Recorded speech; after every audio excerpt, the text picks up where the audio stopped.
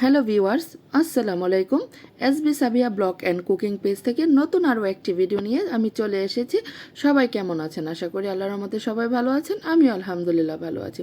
আজকে আপনাদের সাথে শেয়ার করব বাবুর্চির হাতের চিকেন রোস্ট। তাহলে চলুন এটা কিভাবে রান্না করা হচ্ছে আপনাদের প্রসেসিংটা দেখিয়ে দিচ্ছি। এখানে চিকেনগুলো একদম ভালো করে ক্লিন করে পানিটা ঝরিয়ে নেওয়া হচ্ছে। নিয়ে এখন এটা চুলার মধ্যে তেল গরম করে এখানে ডিপ ফ্রাই করে নেওয়া হবে। এই যে দেখুন আগুনের মধ্যে দিয়ে দেওয়া হলো, দিয়ে এটাকে ডিপ ফ্রাই করে তুলে নেওয়া হচ্ছে। আর এক পাশে এখানে পেঁয়াজের বেরেস্তা করা হচ্ছে। এই যে দেখুন পেঁয়াজটাও এখানে ভাজা হয়ে যাচ্ছে। পেঁয়াজটা যখন এরকম লাল লাল করে ভাজা হয়ে যাবে তখন এটা নামিয়ে নিতে হবে। আমরা তো জানি সাধারণত কীভাবে পেঁয়াজের বেরেস্তা করতে হয়। নামিয়ে এই যে একটা নাইফের সাহায্যে এটা ছড়িয়ে দেওয়া হচ্ছে। আর এক পাশে কিন্তু চিকেন ফ্রাই হচ্ছে। ওনারা দুইটা চুলা এখানে বসিয়েছে, দুইটার মধ্যে দুইটা কাজ করে নিচ্ছে। এই যে দেখুন এখানে একটা মশলা এখন প্রিপেয়ার করবে। তাহলে চলুন মশলাটা কীভাবে প্রিপেয়ার করা হচ্ছে। এখানে প্রায় দুই কেজির মতো সয়াবিন তেল দিয়ে 1.5 কেজির মতো আদা রসুনের পেস্ট দিয়ে দেওয়া হলো। আদা রসুনের পেস্টটা যখন দিয়ে দেওয়া হবে তার মধ্যে দিয়ে দিয়েছে ওই যে ভেজে রাখা পেঁয়াজের বেরেস্তাগুলোর 4 ভাগে 3 ভাগ, আরেক ভাগ রাখা হয়েছে এটা গার্নিশিংয়ের জন্য। একটা টমেটো সস 1 কেজির থেকে প্রায় অর্ধেকটা দেওয়া হয়েছে, আর বাকি অর্ধেকটা পরে ব্যবহার করা হবে, ওইটা আপনাদের দেখাবো। তাহলে চলুন এটা আর কি কি দেওয়া হচ্ছে। এখানে দেওয়া হলো আলু বোখরা আর দারচিনি দিয়ে এর মধ্যে দিয়ে দেওয়া হলো তেজপাতা আর দেওয়া হলো কিশমিশ দিয়ে এর মধ্যে দিয়ে দেওয়া হলো লবণটা দেওয়ার পরে এর মধ্যে দেওয়া হবে লাল মরিচের গুঁড়ো। এই যে দেখুন লাল মরিচের গুঁড়ো, এখানে কিন্তু এক্সট্রা কোনো রং ব্যবহার করা হবে না, যা কালার হবে এটার মধ্যে এই কালারটা হয়ে যাবে।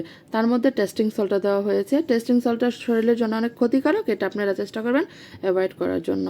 এখানে কিন্তু পানিটাও দেওয়া হলো, পানি দিয়ে এর মধ্যে দিয়ে দেওয়া হলো ধনিয়া গুঁড়া, প্রায় এখানে 50 গ্রামের মতো ধনিয়া গুঁড়া দিয়ে এটা দিয়ে দেওয়ার পর এখানে দিয়ে দেবো প্রায় 1 কেজির মতো টক দই। এই যে দেখুন টক দইটা আমাদের দেওয়া শেষ হয়ে গেলে এর মধ্যে দিয়ে দেওয়া হবে 4 রকমের বাদাম, কাজু বাদাম, কাঠবাদাম, পেস্তা বাদাম এবং দেশি বাদাম, সবগুলো ব্লেন্ডারে গুঁড়ো করে নিয়ে সেটা এর মধ্যে আস্তে আস্তে একে একে সবগুলো বাদামই দেওয়া হয়ে গেছে। যখন বাদামগুলো দেওয়া হয়ে যাবে তার মধ্যে দিয়ে দেবো এখন গুঁড়ো মশলার ফাঁকি। গুঁড়ো মশলার মধ্যে কী কী ছিল এখানে এলাচ, লং আর হলো জয়ফল, জয়ত্রী আর কাঁচা জিরা, এটা একসাথে মিক্সড করে এখানে দেওয়া হলো। এই যে দিয়ে এটা সুন্দর করে নেড়ে চেড়ে কত সুন্দর একটা গ্রেভি তৈরি করে নেবে, আপনারা দেখতে থাকুন। আর আপনাদের সাথে আমি বলি আমার ভিডিও যদি আপনাদের ভালো লাগে প্লিজ আমার ভিডিওতে শেয়ার করবেন, লাইক করবেন, ফলো দিবেন। আর অবশ্যই আমার SB Sabiya blog and cooking YouTube চ্যানেলে সাবস্ক্রাইব করতে ভুলবেন না। অবশ্যই আপনারা সাবস্ক্রাইব করবেন, আমার পাশে থাকবেন। এই যে দেখুন যখন এত সুন্দর করে এটা নেড়ে চেড়ে একটা গ্রেভির মতো হয়ে গেল তখন এর মধ্যে দিয়ে দেওয়া হবে পানি। যে এখানে পরিমাণ মতো পানি, এছাড়া কিন্তু এখানে আর কোনো পানি দেওয়া হবে না। এই পানিটাতে কিন্তু আমরা রোস্ট করে নেব। এই যে দেখুন এখন দুইজনে মিলে পাতিলাটা নিয়ে চুলায় বসিয়ে দেওয়া হচ্ছে। এখানে কিন্তু এই গ্রেভিটা যখন জাল হয়ে যাবে তখন কিন্তু এটা 2 ভাগে ভাগ করা হবে, একটা হলো লেগ পিসের জন্য আর একটা বেস্ট পিসের জন্য। আমি যখন এটা চুলার মধ্যে বসানো হয়েছে আমি একটু ঘরে চলে আসছি, প্রচণ্ড গরম। আর ভিডিওটার কালারটা যদি একটু এদিক সেদিক মনে হয় আপনারা কিছু মনে করবেন না, কারণ প্রচণ্ড রোদের মধ্যে ভিডিওটা করেছি তো। আর গরমের জন্য আমি ঘরে চলে আসি, ঘরে এসে দেখি ওনারা চিকেনটা দিয়ে দিয়েছে, আমাকে ডাক দিয়েছে কিন্তু আমি শুনতে পাইনি। এই যে দেখুন ওনারা এখানে লেগ পিসগুলো এই চুলায় আছে আর বেস্ট পিসগুলো আগেই নামিয়ে রেখেছে। এখন সুন্দর করে নামিয়ে এর মধ্যে দিয়ে দিবেও ঘি, প্রায় বেশ পরিমাণে ঘি দেওয়া হবে এখন।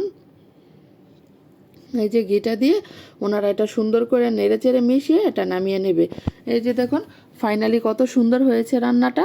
এটা হলো এই যে বেস্টের যে পিসটা ওইটা, আর এটা হলো লেগ পিস। এখন দুইটা একসাথে মেশানো হবে।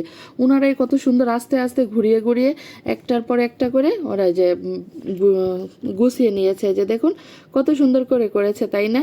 মাশাল্লাহ, দেখতে যেমন সুন্দর হয়েছে খেতেও কিন্তু অনেক সুন্দর হয়েছে। আর ডেকোরেশনের জন্য এখানে দিয়েছে ওরা গুঁড়ো দুধ ব্যবহার করেছে আর দিয়েছে আপনার টমেটো সস। এই যে টমেটো সসটা বাকি ছিল এটা দিয়ে। সবাই ভালো থাকবেন, আল্লাহ হাফেজ, বাই।